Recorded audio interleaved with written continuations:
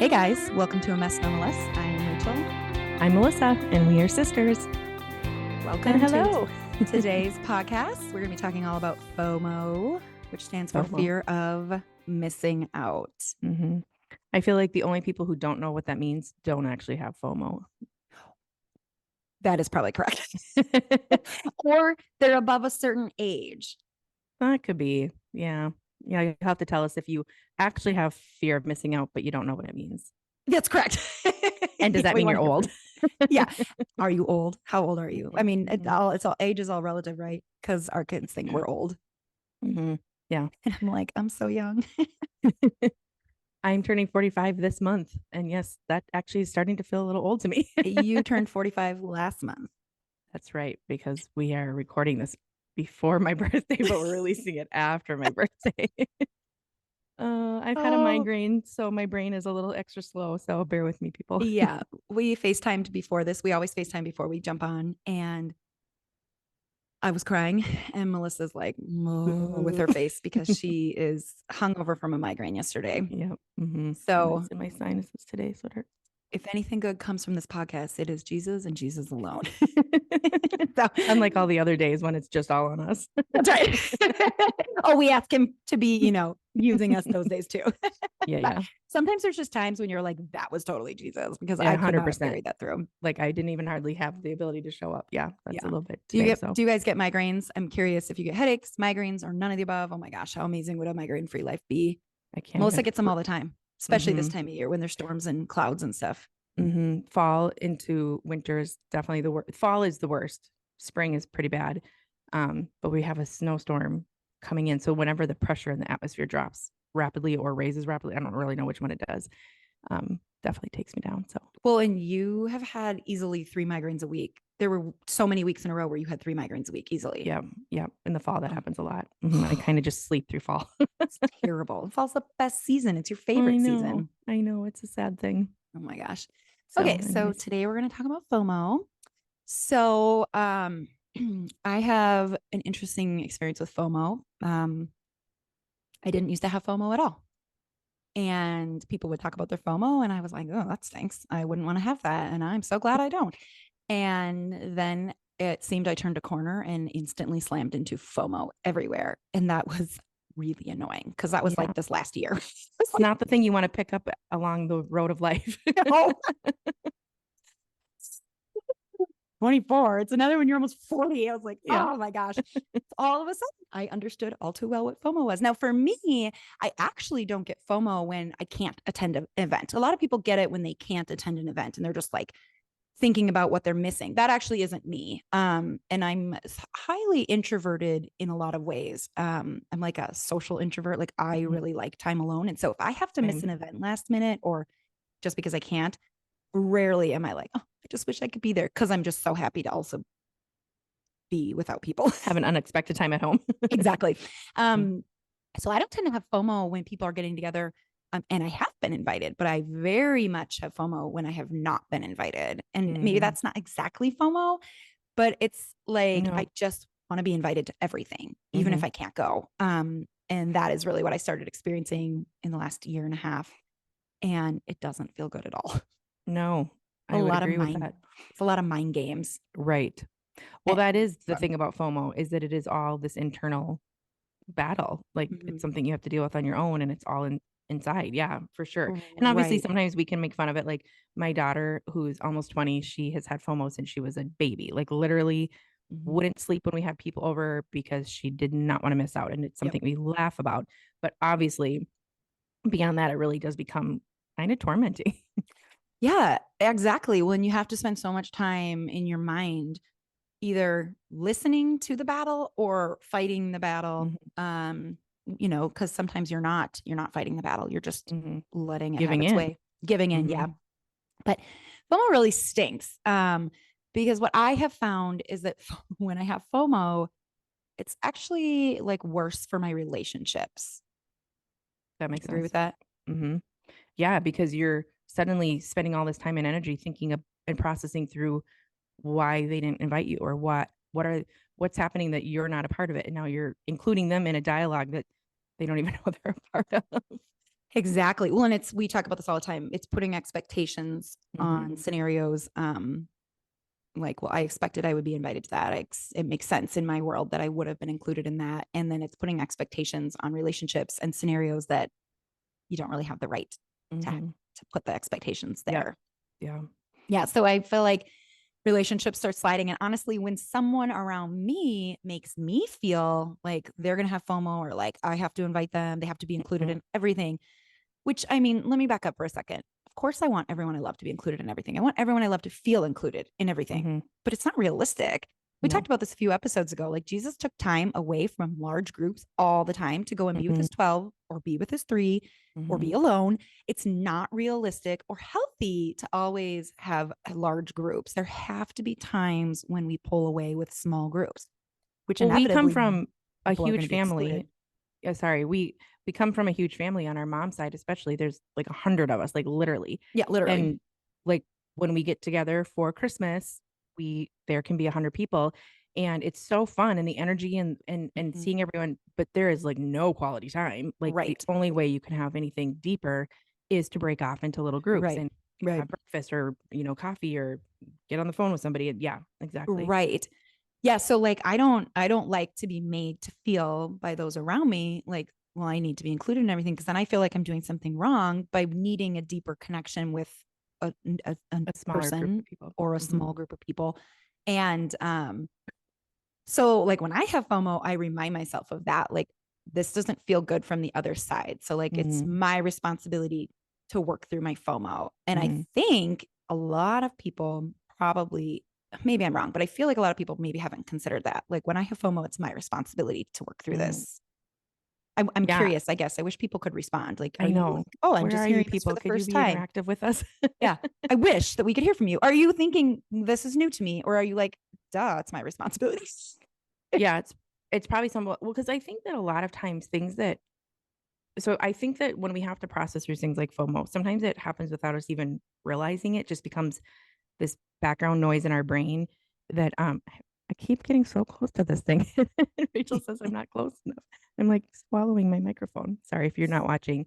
She's pointing at the microphone for me to get closer, and I Well, and it's feel like very I can't. unfortunate if you're watching on YouTube because I think the microphones look like a phallus. They do. It's a little So when we're uncomfortable. like, we need to get our mouths right up, it's extra uncomfortable. Yeah, and I just made a really creepy Sorry face. to our aunts and mother who listen to this. It is what it is. Anyways, anytime we have something playing through our mind regularly, sometimes it just lives there without us even realizing it.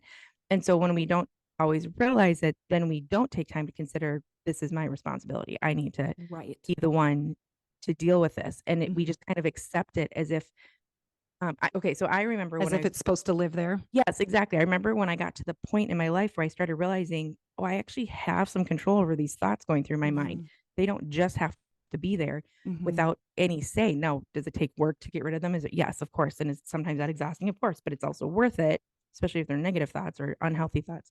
So yeah, I would agree that I bet there's people who are just thinking of that for the first time, like, oh, I have responsibility over this because I can actually control my thoughts in this. And so I think Right. that's a good question. Right. So for me, one, I like to think of, well, I don't like this from the other side. So I don't want to make my people feel like they owe me something. There are times when you have to have a conversation with someone like, I'm Am confused I why. not invited? Yeah. Right. Like I'm confused in this group. It feels very like I feel very excluded. And there are times when you have to pray about, am I supposed to talk to that person? So I'm not suggesting you never talk to somebody Right. about how you're feeling. Um, and I do have a friend that I will share regularly when I have FOMO in our community. Not she gave me FOMO. Like that actually Yeah. never happens. It's just like I'm having it. And it's because she helps me process through things. She points me to Jesus. She helps process. And a lot of times she'll be like, well, I know how this group came together. When I hear it, Yeah. I'm like, oh, it Yeah. wouldn't be natural at all for me to have been included in that. Right. And that's actually helpful. But I'm learning spiritually, I don't need to have, it's really like, I don't need to have an answer to be able to land somewhere healthy. Yeah. I needed to have an answer every single time I felt left out. I'm not really relying on Christ. Right. I'm relying Yeah. on circumstances to make me feel better. And so I'm working on not going to that friend to make me feel better, but only to point me to Jesus. Yeah, And that's true. Yeah. I mean, this is just kind of in life. Like anytime Mhm. we need something to make us feel better that isn't Jesus, then we're not really relying on Jesus. Right. We're relying on our circumstances. And Yeah. I love the verse in Psalm 27. This is, even if my father and mother abandon me, the Lord will hold me close. And I like to remember that when I feel left out, when I have Mhm. FOMO, when I feel like everyone's doing something and I'm not there. It's that like my mother and father have not abandoned me, thankfully. And I mean, there are people that is their reality. Mhm. But even if that were to happen, Mhm. even if I lost every single person on this earth who mattered to me, even if they all rejected me, the Lord will still hold me close. Mhm. And that would feel terrible if every single person in my life rejected me, like the worst. I can't even fathom that. But I know what rejection feels like, and it feels really bad. But even then, the Lord will hold us close. Yeah. I think I want to touch on that for a second because that sounds amazing and beautiful Right. and and tidy, but I have a It's a feeling nice little package. it is. And I think that like it feels so I hate this quote, but it feels like, well, if I'm a good Christian, or not this quote, but this phrase, I don't like the phrase good Christian because I don't know Mm-mm. that we're just people who follow Jesus and we're gonna Mm-hmm. get it right and we're gonna get it wrong. And you can't Right. really do it good or bad, I don't think. Um, but I think sometimes it's easy to be like, yes, if I was a good Christian, I would just know that Jesus was all I need. Mm-hmm. Even though that is true, I Mm-hmm. do believe that it doesn't always feel that way. And I think I Right. just want to give permission that if you're in a place where you really are struggling with feeling left out and feeling like you maybe don't have a lot of people around you who you feel included in and you kind of are at it on your own and you're struggling to be excited about but at least you have Jesus. Like Right. I think that's okay. And obviously we can get there. I really do believe that we can get Mm-hmm. to a place where we're like, wow, Lord, I have the Lord of the universe who is on my side no matter what. Right. Like that is such a huge, powerful thing. But I don't want to minimize our Right. human feelings that have to go through processing to get there. So Absolutely. Absolutely. Yeah. Cause I didn't say it was exciting. no. I didn't say this Mm-mm. verse was exciting for No. me. And it isn't, but it's a good reminder. I think just for me, it's sometimes perspective. Like when Hmm. my kids are driving me crazy and I just want to run away, to remember that like people lose their children. Hmm. It's like Hmm. a perspective shift. It brings Of me back course. like, okay, are they still driving me crazy? Yes. Hmm. But But also I'm glad I have them. I'm so thankful I still have them. Yeah. And so for me, it's like this verse, it doesn't make me excited. It doesn't, but it's a Hmm. good perspective shift for me. Yeah. Like, okay, but one, everyone has not abandoned me. Right. And Right. two, even if they did, I Hmm. do still have the Lord of the universe on my side, like you Hmm. said. Well, Yeah. and in Philippians 4:8, I love this verse. Just brothers and sisters, continue to think about what is good and worthy of praise, Hmm. what is true and honorable and beautiful and respected. What I love so much about this verse is it's basically like, don't think about all the crap, Hmm. think about all the good. Hmm. So when we have FOMO, when we feel left out, if we just sit and focus on that and we ruminate Hmm. on that, we're just going to feel more and more frustrated, hurt, rejected. We're going to feel all of those negative feelings more. Hmm. But if we focus on what is good and what is true and what is beautiful, for instance, let's say I'm left out of a group of 5 people that I feel I should have been invited to be Hmm. with. I'm like, but I know I have a good relationship with every one of those people. Hmm. Or I am thankful that this other friend invited me to do something that night. Hmm. Or I'm thankful I have a husband who will sit on the couch and watch a movie with me when I feel sad. Or Yep. the list goes on. Yeah. Anything. I mean, maybe you don't have all of those things. Maybe you don't have any of those things, but there is Find something your in thing. front of Hmm. you. Yeah, find your thing. There's something in front of you that is good, that is beautiful. Yep. And those are the things we have to focus on. It doesn't mean we don't feel sad. I Right. mean, it's important to sit in your feelings, and any therapist would tell you that. Hmm. But it means then what do we do? Then what do we do in our headspace after, because after we feel sad? We Hmm. can't sit and just feel sad every day for the rest of our life. That's only going to make us feel more sad and push our friends and our family members Right. away. Right. We We'll have to become a point our miserable human minds. being. Yeah, exactly. We have to point our minds to what is good and what is pure and what is beautiful. And we have to remember the things that we have in our life that are good. Hmm. Yeah, it's such an interesting. I'm just thinking this through and kind of like fast forwarding through my life of different times of just having. I just keep thinking of the battlefield of the mind. Excuse me. If you haven't read that book by Joyce Meyer, it's an incredible book. Because our mind is really a battlefield, and that means that we get to fight. Like we don't, like I was saying earlier, we don't have to just sit and give in to all the thoughts that go through our head. Right. And it is, I'm just thinking it's such a interesting mix of being real with our feelings, acknowledging where we're at, being okay, even in a minute or two. The other day my husband was having a really hard day, and I was trying to like talk him off the ledge. He's like, I just need today to be it's gonna be a hard day. Like today my brain needs to be hard, and then after today I can move on. Like sometimes we just need to be in that place where it's hard. But then we don't want to stay there too long, and then we want to right stand up and pull ourselves up by our bootstraps. Is that the right phrase? Yep, that's the right phrase. I don't even really know what that means. It means if you're lying flat on the ground and you can't raise yourself up, you pick yourself up by those boots, like the. Yeah, I'm thinking that seems impossible. It seems does like a seem terrible way to get impossible. myself up. It seems like you would end up on your head. I agree. Like your boots in the air. Maybe with your belt loops. I don't know. Anyways, also, I am not strong enough for that. No, yeah, that's the whole. It just is making my head think. No. Okay. No, I agree with that. Like there are times when you're just like, thank you for trying to encourage me, but today is just not going to be my great day. Yep. Tomorrow is a new day. His mercies are new every day. Yeah. And I definitely have those. You said that one time in one of our episodes, you said, go ahead and have your tantrum. But then what? Like, then what are you going to do moving forward? And it's like, not that we're saying like, oh, it's so good to have a pity party or it's so good to have a tantrum, but it's just, it's not good to push our feelings down. Right. Long term, that's a bad coping mechanism. Well, because it's always going to come back. It's always going to resurface if you don't actually acknowledge your feelings.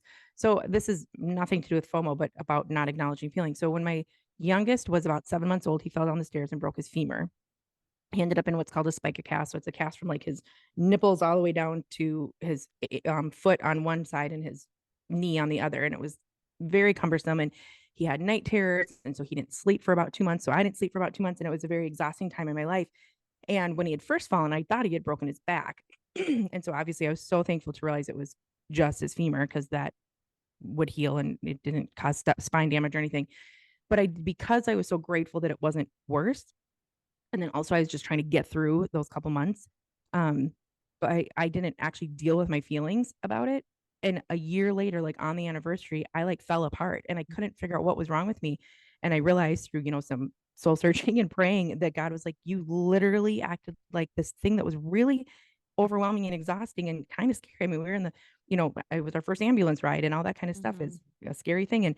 But because I didn't deal with it, it came back and I still had to deal with it. And so, right. And that was just something between me and, within myself, and it had nothing to do with other people. Right. So when we are having feelings, especially in regards to other people, and we don't deal with it. Now, it doesn't mean we always have to deal with it with them. Sometimes we do, sometimes we don't. But if we don't deal with it on our own, it's going to resurface and they're going to feel it. It's going to come out at them without fail. Well, and it usually comes out sideways. Exactly. Which means in ways you don't control, you don't mean for it to, it's not direct. You don't even, you don't even know what, they'll be like, where did that come from your guy? I don't even know because it's not clear because it, came out sideways.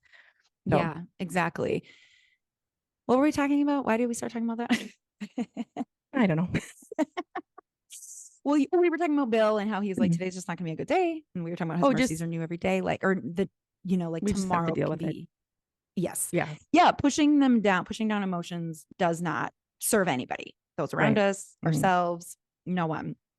And so you were talking about taking control of your thoughts. Obviously the Bible says, take our thoughts captive, make them obedient to Christ. So we can't control what comes in our minds. It's really important to say. We cannot control what comes into our mind. All we can do is control what we do with it.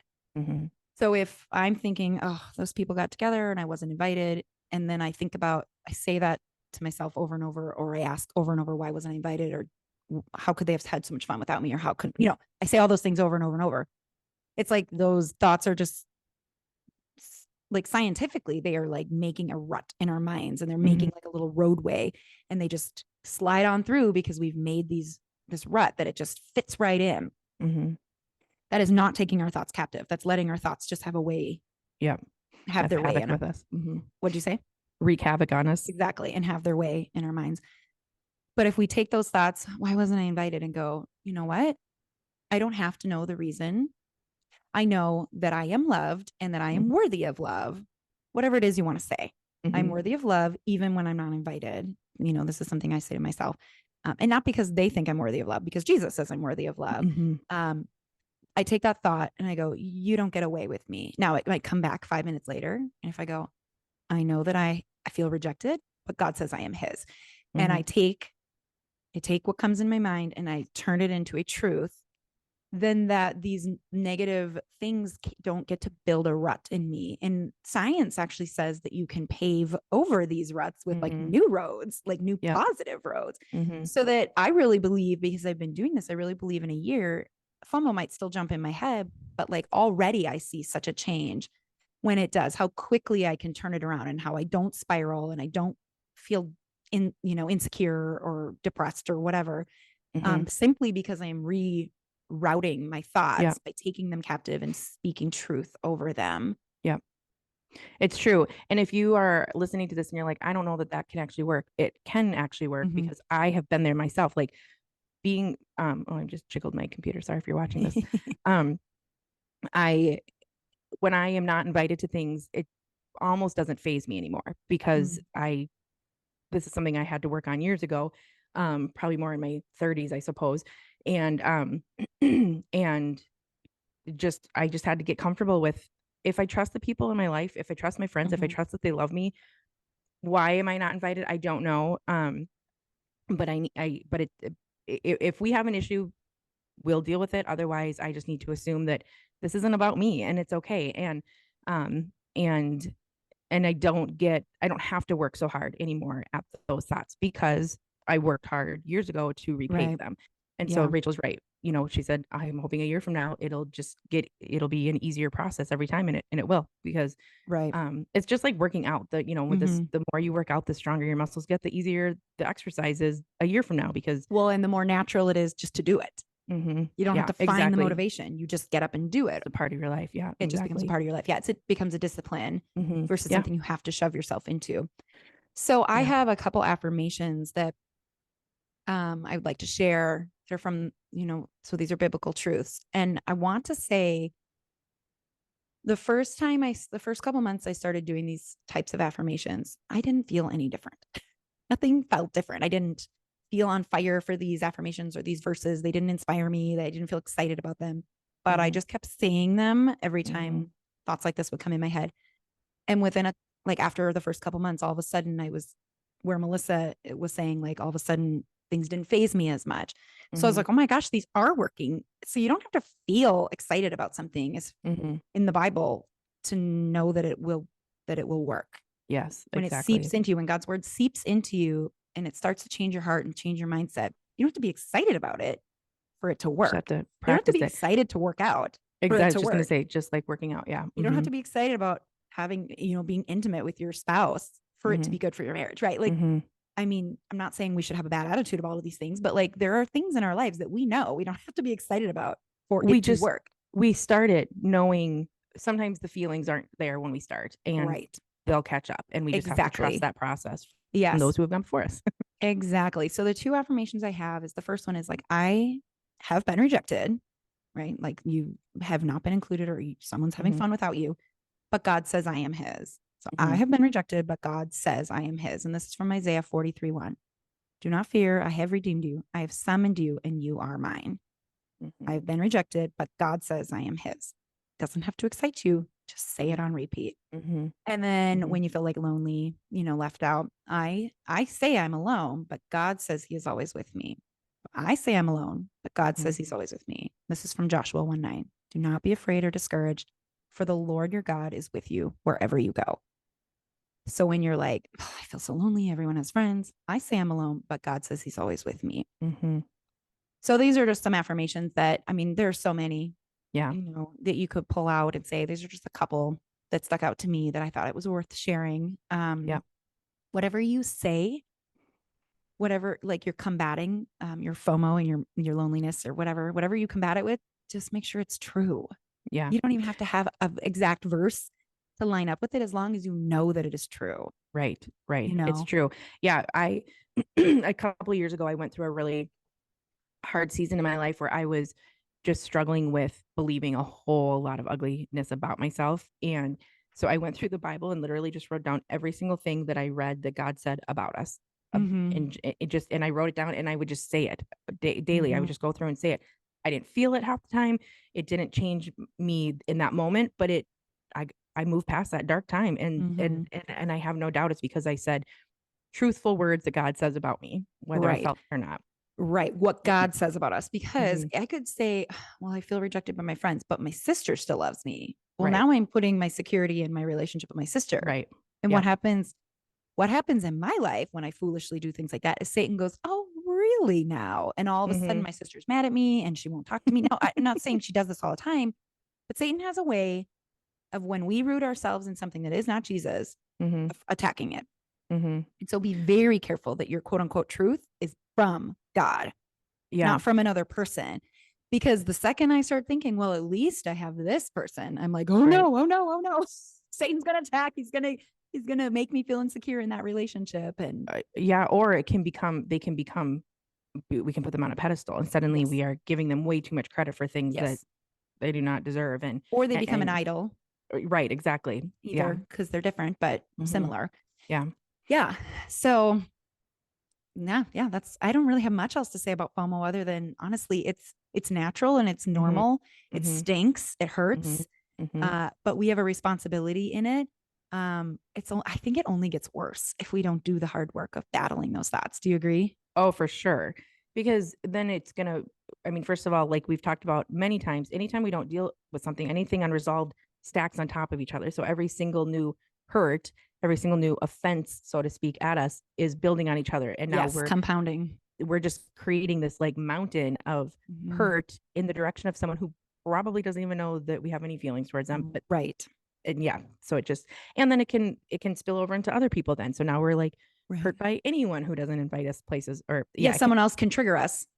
Yeah. Because one time they did something that someone else did 40 times. Yeah.